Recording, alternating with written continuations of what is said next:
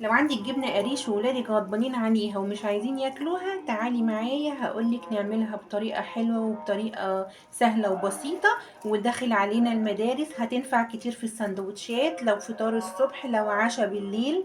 هنعمل النهاردة الجبنة الكريمي أحلى وأجمل من الجاهزة اللي بتتباع بره 100 مرة. حاجة نظيفة ومن البيت وموفرة ومغذية.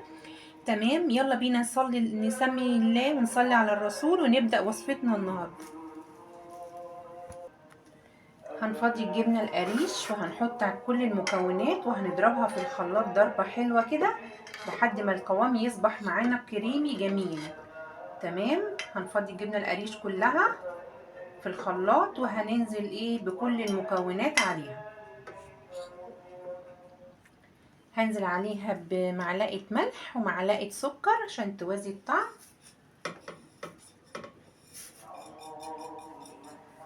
تمام، وهنزل عليها ب8 مكعبات جبنة مثلثات.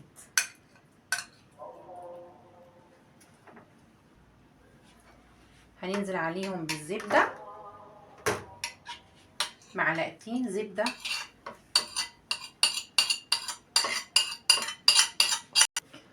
وعندي قشطة من وش اللبن وكنت محوشاها هنزل بيها عشان تعزز الطعم وتخلي الطعم كريمي وجميل وتخليها مسكرة وحلوة جدا. هنزل بيها على الخليط. هنزل بقى بكوباية اللبن شوية بشوية كده ونضرب، كل ما نحتاج نزود. تمام، احنا على حسب ما نظبط القوام بتاع الجبنة، عايزاها خفيفة ماشي، عايزاها ماسكة نفسها وحلوة، بس احنا على حسب ما نظبط القوام. تمام، هنضرب في الخلاط وهوريكم شكلها يبقى ايه في النهاية. قوامها كريمي وجميل جدا.